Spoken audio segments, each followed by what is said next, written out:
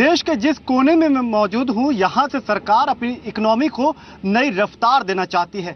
जिस smart city का सपना लगातार सरकार देख रही है, वो यहां से हकीकत के काफी नजदीक है। और साथ ही इंडस्ट्रियल कॉरिडोर, जो लगभग सभी कैबिनेट मिनिस्टर की जुबान पर है, वो सपना यहां से लगभग सच होने के राह पर है, नजदीक है। और ये सब कुछ क्यों, इसकी क्या बारीकियां हैं और क्यों इस जगह को इतना अहम माना जा रहा है, बात करेंगे अलकेश शर्मा जी से।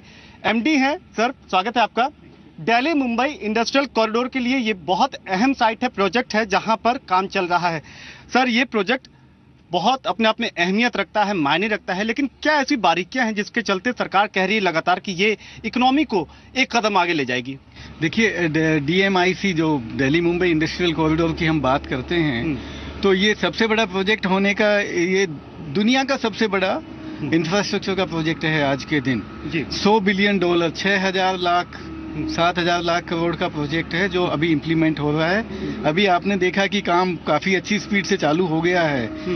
इसका सबसे बड़ा जो विकास होने वाला है वो हमारे देश की अर्थव्यवस्था को बदलने वाला है। अच्छा। हमारी जो इकोनॉमी की ग्रोथ जो है, जो हम लोग एक्सपेक्ट करते हैं कि अभी जो 7-8% पे चलती है, इसको टारगेट हमारा है कि 9 से 10% अगले 10-15 साल में हो, तो हिंदुस्तान के हर आदमी को अच्छा एम्प्लॉयमेंट मिलेगा, GDP की ग्रोथ इतनी ज्यादा होगी।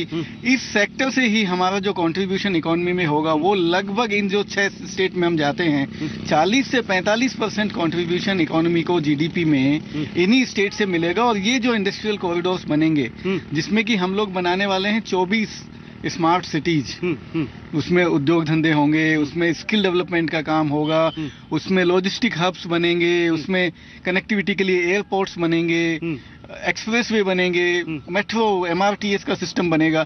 तो इतना बड़ा काम जो होने वाला है देश के लिए, तो देश का कायाकल्प जिसको हम कह सकते हैं, वो कायाकल्प होगा। इसीलिए देश के माननीय प्रधानमंत्री हैं, अपने बाकी लोग हैं जो इसके विषय में इसलिए बात करते हैं, और इस विषय में हमेशा इसमें कितना विकास हुआ, कितना डेवलपमेंट होना है, उसको ध्यान में रखते हुए हमेशा इसकी मॉनिटरिंग होती है। लेकिन सर, जो गुलाबी तस्वीर आप पेश कर रहे हैं, असल में हम कहां पर खड़े हैं? जिस सेगमेंट में मैं खड़ा हूं प्रोजेक्ट के लिहाज से, ये कहां तक काम हो पाया है, लक्ष्य क्या है और कितना काम अब तक हो चुका है? हाँ, देखिए, यहीं का प्रोजेक्ट हम लें तो हम लोगों ने फेज 1 में 8 जगह पे काम चालू करने का प्लान किया है। उसमें से 4 जगह पे हमारे 4 शहरों में प्लान चालू हो गया है, काम चालू हो गया है। 1 साल के लगभग काम चालू हो गया है। यहाँ पे जो काम आप देख रहे हैं, ये हमारा दिल्ली मुंबई इंडस्ट्रियल कॉरिडोर का नॉर्थ वाला नोड है, ग्रेटर नोएडा। नाउ इस नोड में हमारा 750 एकड़ में स्मार्ट सिटी बनाना है। अच्छा। उसका काम हम लोगों ने दिया है मार्च में इस साल, उसका काम अलॉट हुआ है शाहपुर जी पालन जी को। अब आप देख रहे हैं कितना काम हो गया है। उनको हमने टारगेट दिया है मार्च 2018 में कंप्लीट करने का, 2018 में।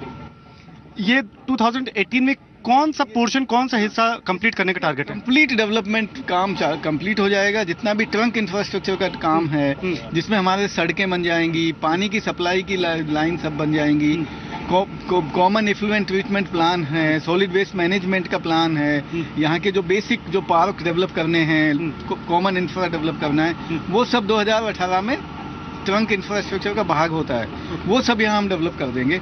इसके साथ साथ उद्योग धंधे वाले लोग आने लगेंगे, तो वो हम अगले महीने से ही जमीन का अलॉटमेंट भी चालू। यहाँ से सर, स्मार्ट सिटी का जो सपना देखा जा रहा है, कहा जा रहा है कि जो देश की पहली स्मार्ट सिटी जिसमें वो तमाम सुविधाएं शामिल होंगी, शायद वो सपना यहीं से हकीकत में तब्दील होगा।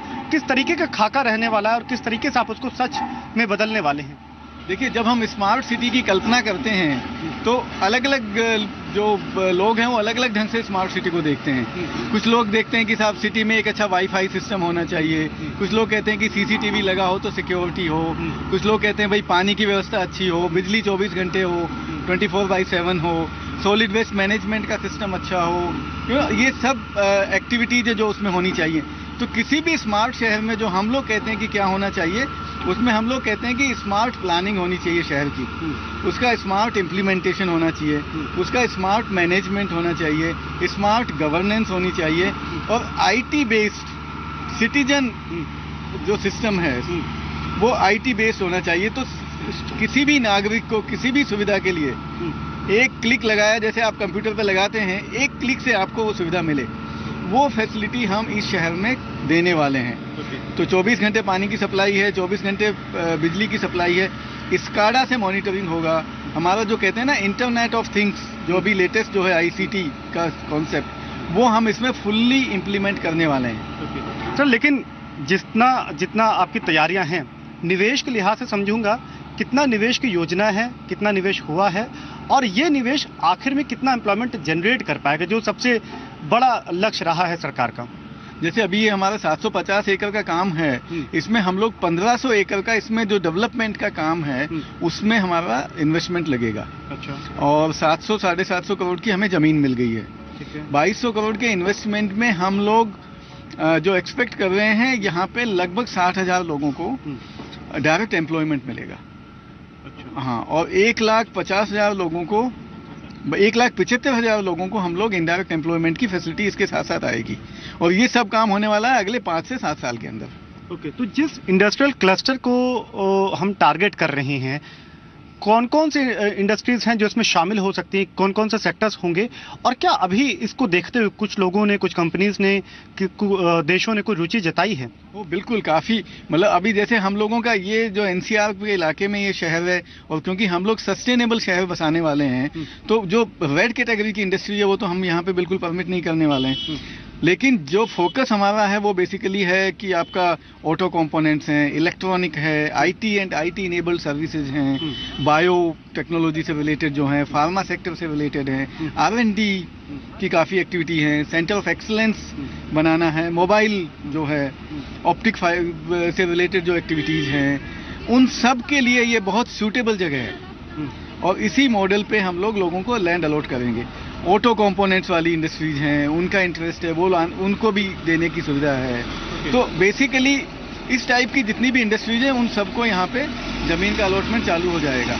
अभी काफ़ी जो विदेशी इन्वेस्टमेंट की कंपनियाँ हैं उन लोगों ने यहाँ काफ़ी इंटरेस्ट दिखाया है। बेसिकली ऑटोमोबाइल सेक्टर में है, मोबाइल में है, इलेक्ट्रॉनिक सेक्टर वाली कंपनियां हैं। इन्होंने काफ़ी आके इन्होंने साइट में इंस्पेक्शन भी किया है, काफ़ी स्ट्रॉन्ग इंटरेस्ट उन लोगों ने दिखाया है। मुझे लगता है अगले 1-2 महीने में हम लोग यहाँ का कई कंपनियां यहाँ पे, चाइनीज़ कंपनियां हैं, जापानीज हैं, ताइवानीज हैं, यहाँ पे कुछ इन्वेस्टमेंट आपको बहुत जल्दी दिखने को मिलेगा। सर यहाँ से कह रहे हैं कि जो 2 रेलवे के अहम प्रोजेक्ट हैं, वेस्टर्न डेडिकेटेड फ्रेट कॉरिडोर है और जो ईस्टर्न है, उसके जरिए भी इस इंडस्ट्रियल कॉरिडोर को काफ़ी रफ्तार मिलेगी। वो क्या है पूरा मामला? अब देखिए ना, इस जगह की सबसे बड़ी विशेषता जो है, इसमें जो वेस्टर्न डेडिकेटेड फ्रेट कॉरिडोर है वो तो बिल्कुल यहीं से चालू होने वाला है। जहां हमारा शहर एंड होता है वहीं पे उनका चालू होगा वेस्टर्न डेडिकेटेड फ्रेट कॉरिडोर का। जो ईस्टर्न डेडिकेटेड फ्रेट कॉरिडोर जाने वाला है EDFC, वो यहाँ से कनेक्शन करते हुए जा रहा है। तो ये एक इंटरसेक्शन, दोनों जो EDFC और WDFC का इंटरसेक्शन है, और जहाँ पे ये इंटरसेक्शन है वहाँ पे हम इंडिया की सबसे बड़ी, one of the biggest multi modal logistic hub लगाने वाले हैं। उसके लिए ज़मीन हमने 70% ज़मीन हमें मिल गई है। 1600 एकड़ का प्रोजेक्ट है वो, 1600 एकड़ ज़मीन में, और हमें 70% ज़मीन मिल गई है। अगले साल हम उसका भी काम चालू करवा देंगे। सर क्या चुनौती अभी आपको नज़र आती है, क्योंकि जैसे लैंड एक बड़ी चुनौती है, ज़मीन एक बड़ी चुनौती है, उस लिहाज से आपको क्या लगता है कि अभी राह में क्या चुनौतियां हैं जिसको पार करना होगा, जो ज़रूरी है? देखिए, चुनौतियां जो आती हैं बेसिकली किसी भी प्रोजेक्ट में, वो आती हैं कि ज़मीन आपको समय पे मिल जाए, लैंड एक्विजिशन के इश्यूज होते हैं, एनवायरनमेंट क्लियरेंस के इश्यूज होते हैं, फाइनेंस आना चाहिए, बैंक से पैसा टाइम पे आना चाहिए, क्लियरेंस सभी मिलने चाहिए समय पे। तो हमें सबसे बड़ा जो बेनिफिट यहाँ पे है वो ये है कि ग्रेटर नोएडा अथॉरिटी ने लैंड, यहाँ पे इनका अलग सिस्टम है। ये लोग ज़मीन जो लेते हैं उसका ये अधिग्रहण करते हैं कॉन्सेंट के बेसिस पे। किसानों से उनकी सम्मति ले ली, एक भाव फिक्स कर दिया, तो उसमें लिटिगेशन के चांस बहुत कम हो जाते हैं। ठीक है। तो ज़मीन हमको ग्रेटर नोएडा अथॉरिटी से जल्दी मिल जाती है, तो स्पीड बढ़ जाती है। फाइनेंस गवर्नमेंट ऑफ इंडिया ने मॉडल बनाया है, जो ये मॉडल जो हमारा है ये बड़ा यूनिक मॉडल है। मतलब दुनिया के जो बेस्ट शहर विकसित हुए हैं, औद्योगिक शहर जो बसे हैं, उनमें सबसे यही मॉडल सक्सेसफुल हुआ है, जहाँ पे ज़मीन जो है वो स्टेट की तरफ से प्रोवाइड की जाती है, वो स्टेट का इक्विटी होता है। और गवर्नमेंट ऑफ इंडिया यहाँ पे मैचिंग ग्रांट के नाम पे पैसा देती है, तो matching equity government of India की आती है कैश में। तो वो दोनों पैसों से मिलके हम लोग डेवलपमेंट का काम चालू करवा देते हैं। तो ये बहुत सक्सेसफुल मॉडल है और यही मॉडल हम लोगों ने फॉलो किया है। इसके साथ साथ एनवायरनमेंट क्लियरेंस है, तो हम लोग तो शुरू से ही सस्टेनेबल डेवलपमेंट में विश्वास करने वाले हैं। कोई भी ऐसी चीज़ नहीं हो जिससे कि हमारा जो पर्यावरण को दूषित करने वाली कोई चीज़ हो, जो हमारी इकोलॉजी को डिस्टर्ब करने वाली कोई चीज़ हो, ऐसा हम बिल्कुल नहीं करना चाहते। तो हमारी मास्टर प्लानिंग जो होती है उसी में हम कहते हैं कि भैया सस्टेनेबल डेवलपमेंट का कॉन्सेप्ट लेके मास्टर प्लान करना है। और बाकी जहां हमने जो 8 शहरों में काम चालू करना है, 4 में काम चालू हो गया है, वहां पे भी मॉडल वही है कि एक शाश्वत विकास, सस्टेनेबल डेवलपमेंट का मॉडल, इको फ्रेंडली डेवलपमेंट का मॉडल और जो विकास का मॉडल हो जिसके साथ साथ लोगों को एम्प्लॉयमेंट की खूब अपॉर्चुनिटीज मिलें, स्किल डेवलपमेंट का काम हो, वो मॉडल लेके हम आगे बढ़ रहे हैं। इसलिए इस मॉडल को इतनी प्राथमिकता दी है और भारत सरकार के सबसे ऊंचे लेवल से लेके सभी लोगों ने इसको सपोर्ट दिया है और अब इसमें अच्छी स्पीड से काम चालू हो गया है। तो अभी बहुत जल्दी इसके जो फल मिलने चाहिए, इसका फल देश की जनता को मिलेगा। 2019 लक्ष्य है इस कॉरिडोर को पूरा करने का, लेकिन एक आखिरी सवाल सर, सरकार ने नोटबंदी का फैसला लिया लेकिन साथ ही कैशलेस ट्रांजैक्शन या फिर डिजिटल ट्रांजैक्शन को बढ़ावा देने की बात कही, तो ये जो दूसरी कोशिश है सरकार की, क्या इससे भी फायदा इस तरीके के इंडस्ट्रियल कॉरिडोर को होगा डिजिटल इकोनॉमी से, और अगर होता है तो कितना फायदा आपको नजर आता है? देखिए, ये सबसे बड़ी बात है क्योंकि जब हम लोग कह रहे हैं कि हमारे शहर की हर एक्टिविटी आईटी इनेबल है, तो आईटी इज डिजिटल, तो आईटी से ही सारे काम होंगे। तो सबसे बड़ा काम है देखो सिटीजन्स को, वो चाहते हैं कि भाई हमें ये फैसिलिटी मिलेगी, हम तो एक क्लिक लगाएं अपने मोबाइल पे और हमारा पानी का भी बिल जमा हो जाए, बिजली का भी बिल जमा हो जाए, हमें पेंशन भी एक क्लिक लगाने से हमारे बैंक अकाउंट में आ जाए। तो इससे अच्छा मॉडल क्या होगा? तो डिजिटाइजेशन का जो कैशलेस इकोनॉमी का जो हमारा ऑब्जेक्टिव है, मुझे लगता है हमारे शहर में ये 100% शाश्वत है, करने लायक है और हम इसको करके दिखाएंगे। धन्यवाद सर, उम्मीद करते हैं कि आप अपने लक्ष्य में जरूर सफल हों। हमें समय देने के लिए धन्यवाद। Thank you.